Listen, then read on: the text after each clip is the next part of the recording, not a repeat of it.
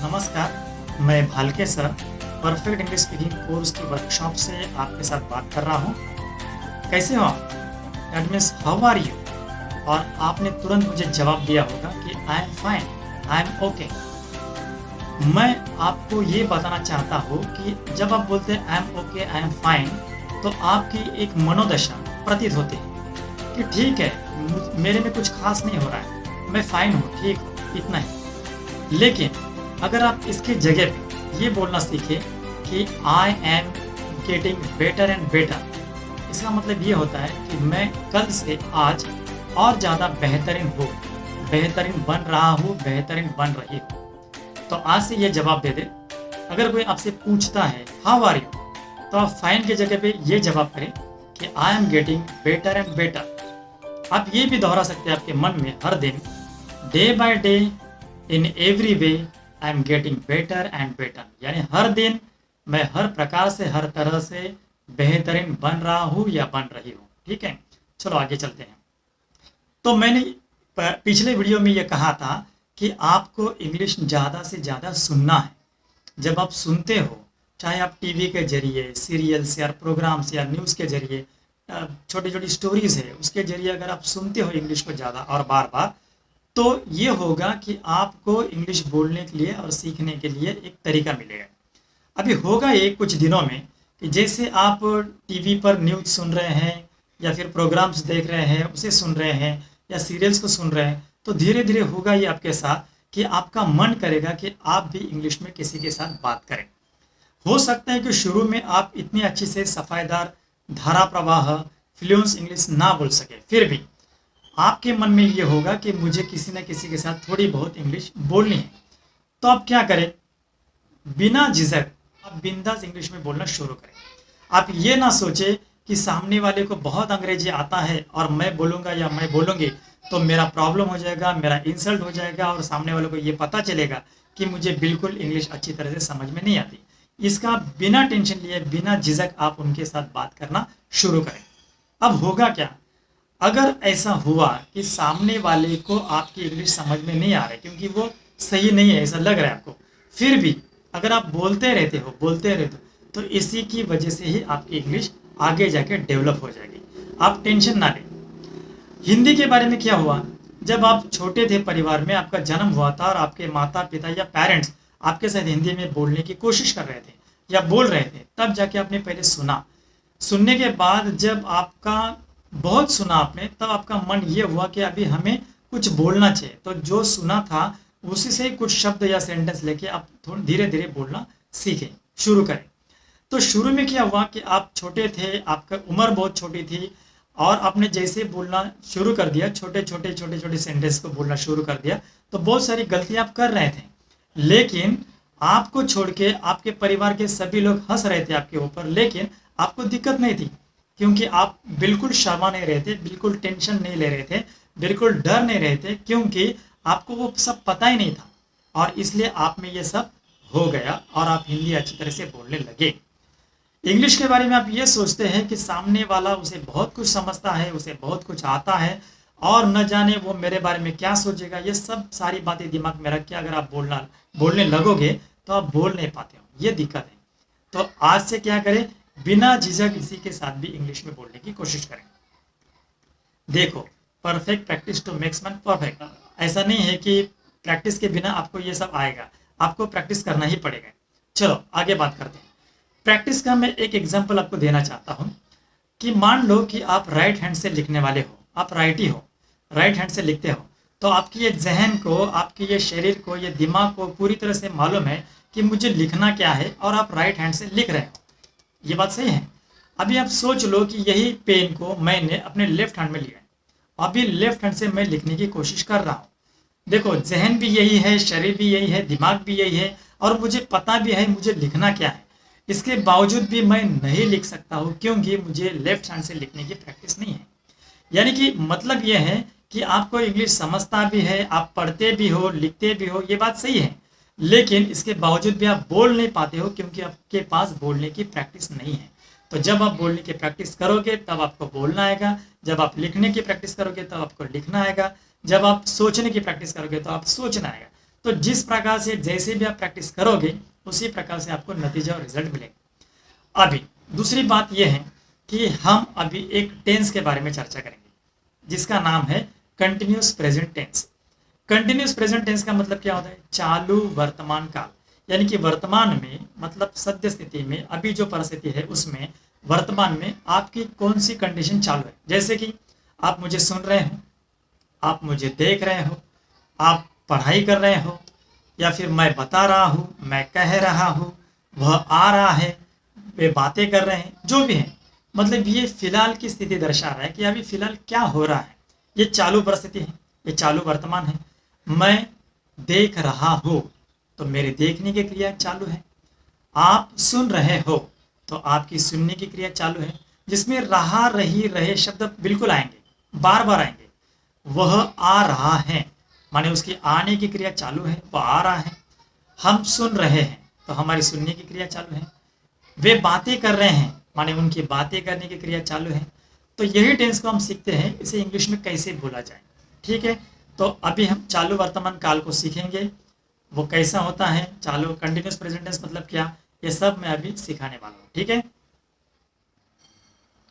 अब हम continuous present tense यानी चालू वर्तमान काल सीखने जा रहे हैं। लेकिन उससे पहले एक बात बहुत जरूरी है, जो खास बात है और मुझे आपसे वो करनी है, और वह यह कि इस वीडियो के दरमियान क्या मैं आपसे आपके आंखों में आंखें मिला पाया? नहीं। तो ऐसा मैंने क्यों किया? मुझे आपको यह प्रैक्टिकली बताना था कि जब भी आप किसी के साथ बात करें तो सामने वाले के आंखों में आंखें डाल के बात करें, चाहे फिर वह वीडियो क्यों ना हो, लेकिन आई कांटेक्ट बहुत जरूरी होता है। यह मैं केवल बताकर भी समझा सकता था, लेकिन ऐसी कितनी बातें जो हमें पता होती हैं, लेकिन हम तभी बदलते हैं जब हम उसे प्रैक्टिकली देखते हैं, महसूस करते हैं, और यही एक सच्चाई है। चलो, तो अभी हम देखते हैं कंटिन्यूस प्रेजेंट टेंस। आपके सामने दिख रहा है एक वचन, जिसे कहते हैं इंग्लिश में सिंगुलर, बाजू में लिखा है बहुवचन, जिसे इंग्लिश में कहते हैं प्लूरल। अब हम नंबर 1 पे चलते हैं जो एक वचन में है। वहां पे मैं लिखने जा रहा हूं मैं और हो।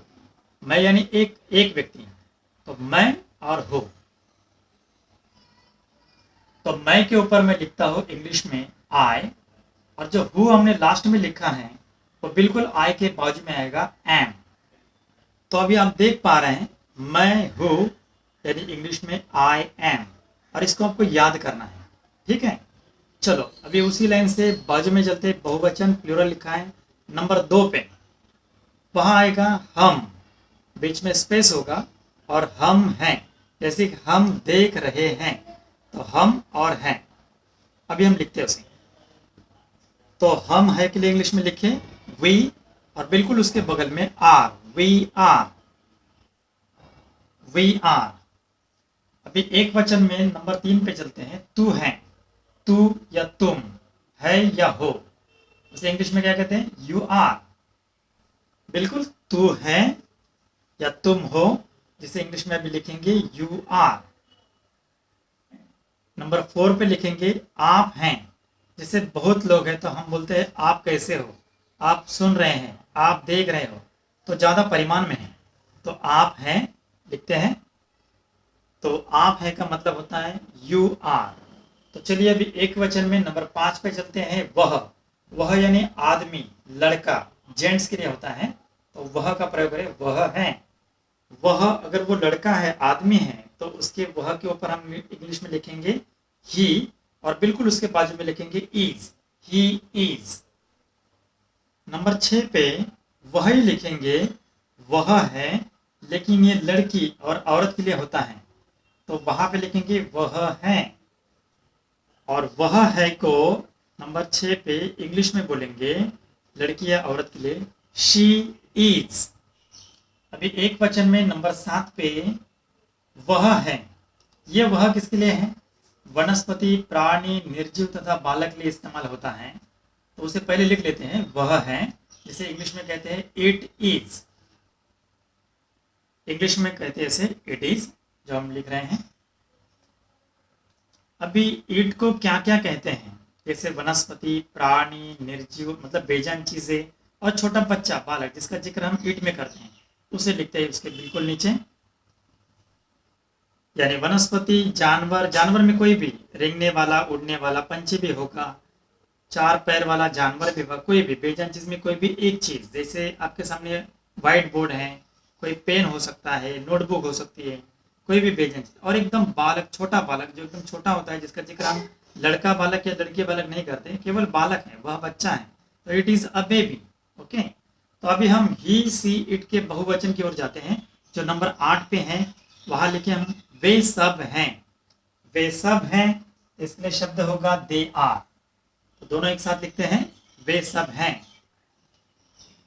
तो अभी देखो कि हमने लिखा है एक वचन जिसे कहते हैं इंग्लिश में सिंगुलर, बहुवचन जिसे कहते हैं प्लूरल, और हमने 1 से 8 तक सभी सब्जेक्ट और क्रियापद टू बी हेल्पिंग वर्ब को लगाया है, जैसे I am, we are, you are, he, she is, it is, they are, सबको हमने यहाँ पे लगाया।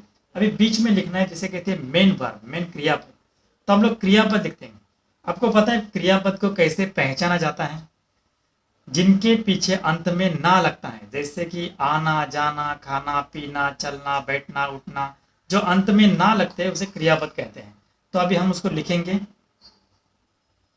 तो देखो हमने राइट साइड में अभी क्रियापदें लिखी हैं जिसे इंग्लिश में वर्ब्स कहते हैं, जो है सीखना, पढ़ना, देखना, सुनना, आना, खेलना, जिनके अंत में ना लगा है, और हमने ना के नीचे देखो रेड पेन से इसको टिक किया है ताकि आप समझ सके कि ये ना वाले सभी क्रियापद होते हैं। उसी प्रकार से हम इंग्लिश में वर्ब लिखेंगे। इंग्लिश में वर्ब लिखने की स्टाइल होती है, पहले टू लगाना होता है। जैसे सीखना है तो टू लर्न, पढ़ना है तो टू रीड, देखना है तो टू लुक या टू सी, सुनना है तो टू लिसन या हियर, आना है तो टू कम, खेलना है तो टू प्ले। इस प्रकार से वर्ब्स होते हैं। अभी हम वहां पे लिख देंगे टू लर्न से लेके टू प्ले तक, ठीक है। देखो अभी यहाँ पे मैंने वर्ब लिखे हैं। जैसे हिंदी में ना अंत में है, वैसे इंग्लिश में वर्ब्स में टू पहले होता है, तो इसलिए मैंने ना के नीचे जैसे रेड पेन से टिक मार्क किया, वैसे वर्ब में मैंने टू को रेड में लिखा है। तो आप समझ सकते हैं कि ना का मतलब टू होता है या टू का मतलब ना है। तो यहाँ पे वर्ब्स है टू लर्न जिसे कहेंगे सीखना, टू रीड जिसे कहते हैं पढ़ना, टू लुक जिसे कहेंगे देखना, टू लिसन जिसका मतलब होता है सुनना, टू कम मतलब आना, टू प्ले मतलब खेलना। इनके अंदर जो टू है जो स्टार्टिंग में है उसी का ही मतलब होता है हिंदी में ना, ना जो पीछे लगे, ठीक है। अभी देखो यहाँ पे हम लोग मैं सीखना हो ऐसा नहीं लिख सकते, तो हमें ये ना को हटाना होगा। जैसे ना हटेगा मतलब वर्ब में टू निकल जाएगा। जैसे ना अंत में है वैसे वर्ब में टू स्टार्टिंग में है, तो हम लोग ना को निकाल देते हैं तो टू भी चला जाएगा। चलो इसको काट लगाते हैं। तो हिंदी में यहाँ पे एक क्रियापद है जिसके अंत में ना लिखा है, इसको हमने कट कर दिया है। इंग्लिश में जिसे वर्ब्स कहते हैं जिसके लिए टू लगा है उसको हमने कट कर दिया है। तो देखो अभी लर्न का मतलब क्या मिला, सीख, या सीख का मतलब क्या है लर्न, पढ़ का मतलब क्या है रीड, देख का मतलब है लुक। चलो हमारे काम की बात हो गई, हम अभी सेंटेंस से बना सकते हैं। तो मैं पहले लिखता हूँ कि मैं सीख हूँ, तो मैं सीख हूँ ऐसा मैं लिखता हूँ, जो इंग्लिश में होगा आई एम लर्न। तो देखो अभी सीख का मतलब क्या लिखा है हमने, लर्न लिखा है। अभी सीख के आगे हम लोग लिखेंगे रहा, रही, रहे। जैसे यहाँ पे होगा मैं सीख रहा हूँ, मैं सीख रही हूँ। तो रहा रही के लिए इंग्लिश में शब्द होता है ING। तो ING का मतलब होता है कि कोई भी क्रियापद को चलाना, जैसे ही वो चल रहा है, वो हो रही क्रिया हो रही दिखाना। तो अभी हम लगाएंगे यहाँ पे रहा रही और ऊपर जोड़ेंगे लर्न के आगे ING। तो देखो अभी मैं सीख रहा हूँ या मैं सीख रही हूँ, इंग्लिश में क्या होगा, आई एम लर्निंग। तो उसी प्रकार से हम बहुवचन में चलते हैं और देखते हैं दूसरा क्रियापद कौन सा है, पढ़ना है, उसे हम इस्तेमाल करेंगे। जैसे हम पढ़ रहे हैं, हम पढ़ रहे हैं तो क्या आएगा, पहले पढ़ के लिए रीड आएगा और रहा रही रहे के लिए ING उसको जुड़ जाएगा, ठीक है। हम पढ़ रहे हैं जिसे इंग्लिश में कहेंगे वी आर रीडिंग। तो पढ़ का मतलब होता है रीड और रहा रही के लिए जोड़ देंगे ING, ठीक है। तो उसी प्रकार हम लोग चलते हैं एक वचन में नंबर 3 पे, जहां लिखा है तू, तुम, यू आर। तो उसमें देख का प्रयोग करेंगे, तू देख रहा है या तुम देख रहे हो। तो देखने के लिए देखो वहां पे शब्द क्या है, लुक। तो लुक के आगे सिर्फ जोड़ देंगे ING, ठीक है। तो हो जाएगा लुकिंग। तो लिखते हैं। तो नंबर 3 पे तू, तुम, तू या तुम देख रहा है या तुम देख रहे हो, इसके लिए हमने जोड़ दिया यू आर लुकिंग। अभी चलो बहुवचन में चलते हैं, नंबर 4 पे आप सुन रहे हैं।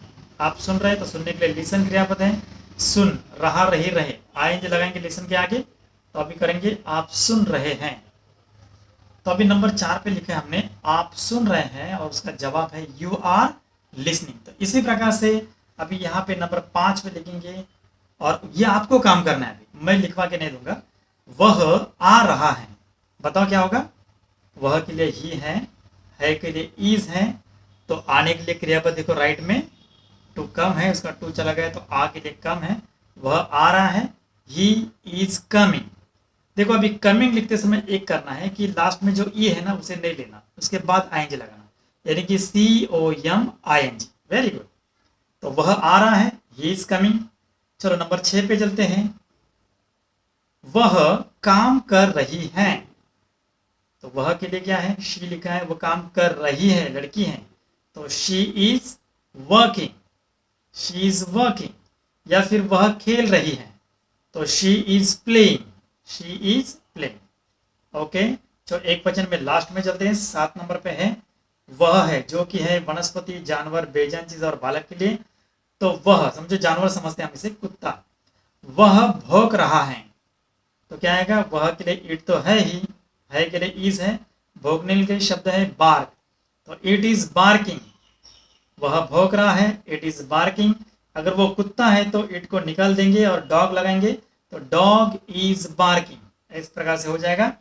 और अंत में देखो नंबर 8 पे है वे सब, जैसे कि वे सब नाच रहे हैं, तो क्या होगा, तो वे सब के लिए दे है के लिए आर है, और नाचने के लिए शब्द क्या होता है, क्रियापद होता है डांस, तो डांस को आइंज लगाएंगे।